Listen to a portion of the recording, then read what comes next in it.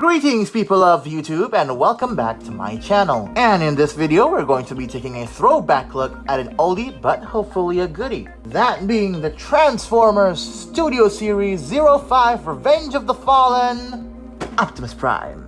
You have no idea how valuable this is to me.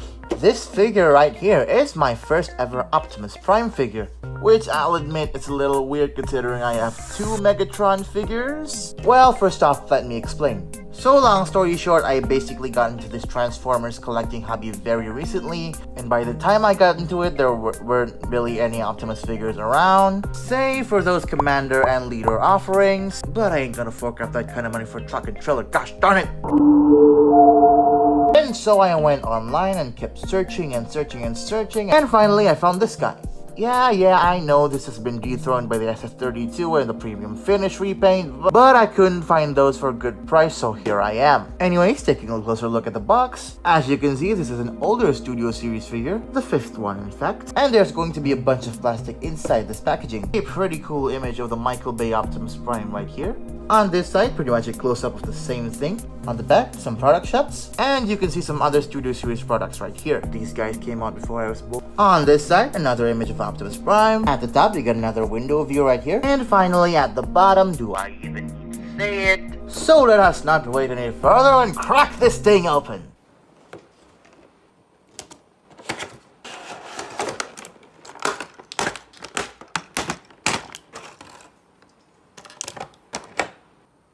And now after that 2-month-old unboxing segment, not even kidding, here we have the Transformers Studio Series 05 Revenge of the Fallen Optimus Prime out of its packaging. I gotta say, as someone who's never had an Optimus Prime figure before, Bayverse or otherwise, this is the best thing since Voyager class Soundwave.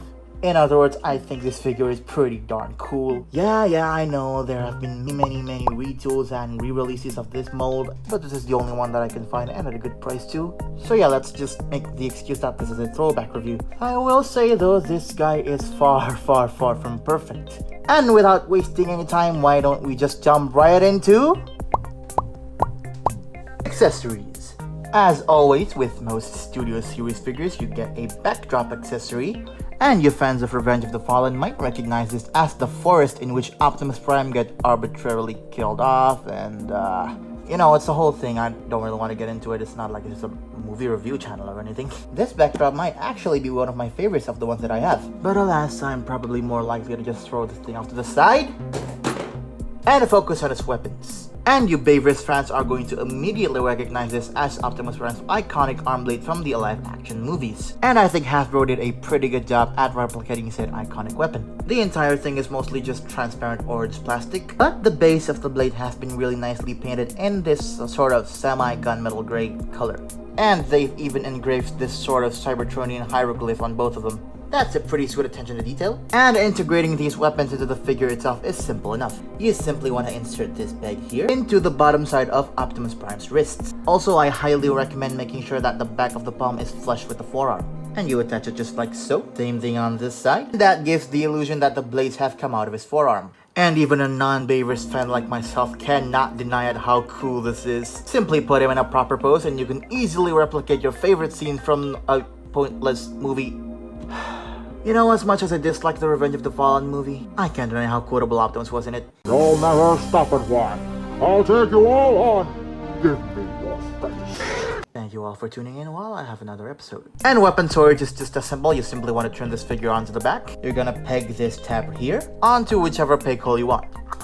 Like so. There you go. Not the best form of weapon storage, but I still appreciate that it is there. Also, I would mention the lack of ion blasters, however, that is something that has been rectified by the subsequent releases of this figure. And now that we're done with accessories, let's jump straight into the details. And comparing this guy to some screenshots that I can find from the movie, I think that especially for one of the earliest Studio Series figures, Hasbro did not do a bad job. And obviously the subsequent releases of this mode only makes it better. And yeah, I know that most of the Optimus Prime figure from the old movie toy lines are pretty accurate as well, but I can't really judge them fairly because I don't have those figures. Like I said, this is the best one that I can find and for a good price as well. But yeah, for one of the first figure in an action figure line that does prioritize movie accuracy, I think they did a pretty good job with it. I mean, the silhouette is pretty clean, the wheel placements are correct, And the color palette is pretty accurate, save for the lack of orange in this whole arm area. But that is a bigger problem when we get to the truck mode, and yet again, the subsequent releases have fixed that issue. But one of the best thing that is here from the start has got to be the head sculpt. I mean, come on, that just screams favors Optimus to me. And more importantly, this head sculpt does sport the mouthguard look. Now look, I am of the opinion that Optimus Prime can look good with a mouth, just don't make it look weird. So yeah, I think this head sculpt is pretty excellent. And one of the major issue that has been fixed on the subsequent releases, this backpack kind of stinks. Not only does it kind of ruin the silhouette of the figure a little bit, but it's also just so freaking loose. It'd be better if this kind of tapped in or something, but no.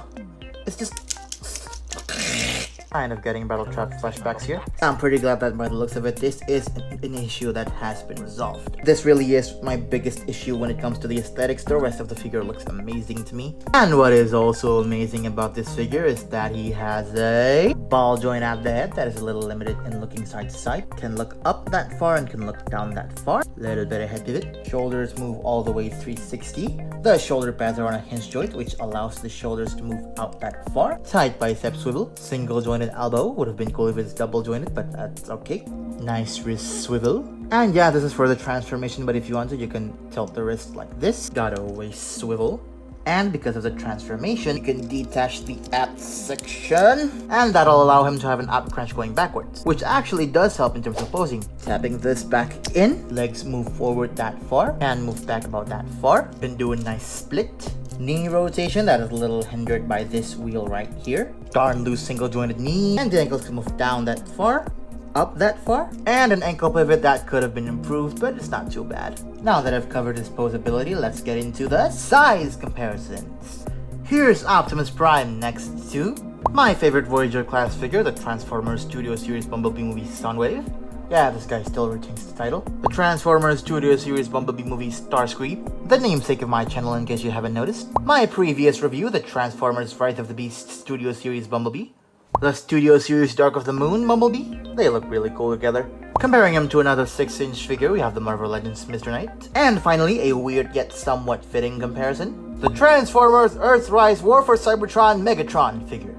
Yes, all that yellowing is real. I don't have a G1 Prime figure, nor do I have a movie Megatron figure, so I guess these two will complement each other for now. And now that I'm done talking about the robot mode, Optimus Prime, transform and cringe.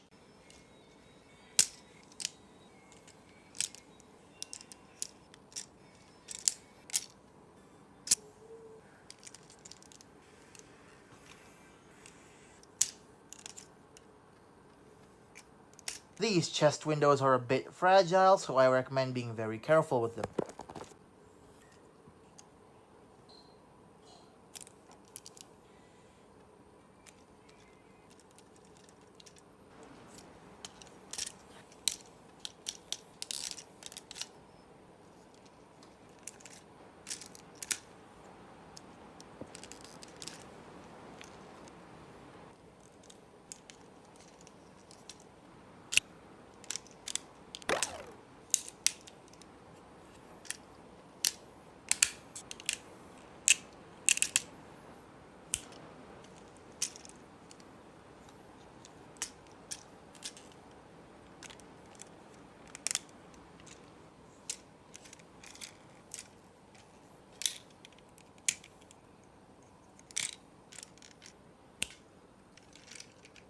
And after a fun yet complex transformation that also takes some getting used to, here is Optimus Prime in his officially licensed, I think it's called a Peterbilt semi-truck. I'm not really too sure about that. Yeah, sorry, I don't freak trucks. And overall, I think this alt mode is decent, but it does have a lot of room for improvements, especially in the color department.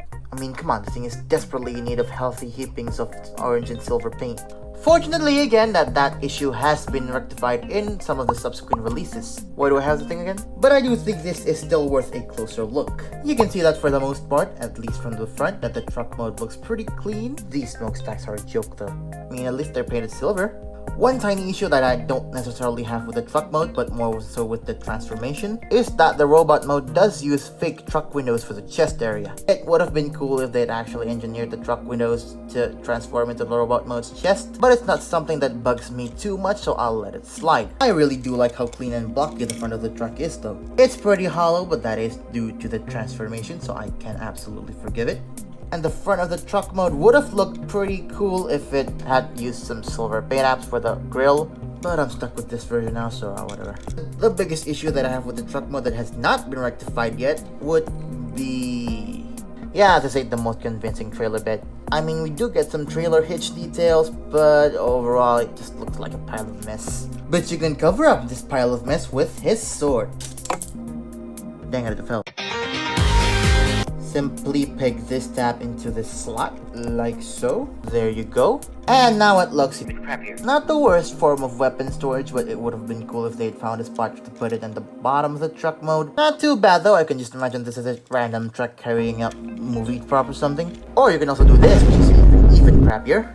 Right, so I don't have much more to say about the truck mode. Now what this means, size comparison. Here's Optimus Prime next to Rise of the Beast Bumblebee, Dark of the Moon Bumblebee, a random disassembled Lego truck, Mr. Knight, and finally, Megatron. Yeah, I wonder who would win in a fight between these two. So there goes my review for the Transformers Studio Series 05 Revenge of the Fallen Optimus Prime figure. For the most part, I had a lot of fun posing this figure, but I can't really recommend this specific figure because, like I've said for a dozen times before, there have been quite a few re-releases and retools of this particular Optimus Prime mold. So if I were you and I had more money, I would rather buy them instead of this figure, but I'm grateful enough with this purchase. I hope you guys liked my video, and if you do, please hit that like button. Don't forget to subscribe and share this video with a friend if you enjoyed it. Hopefully I'll be back soon with another Transformers or maybe even Jurassic World reviews. Bye bye! It's time to show you the true power of a Prime.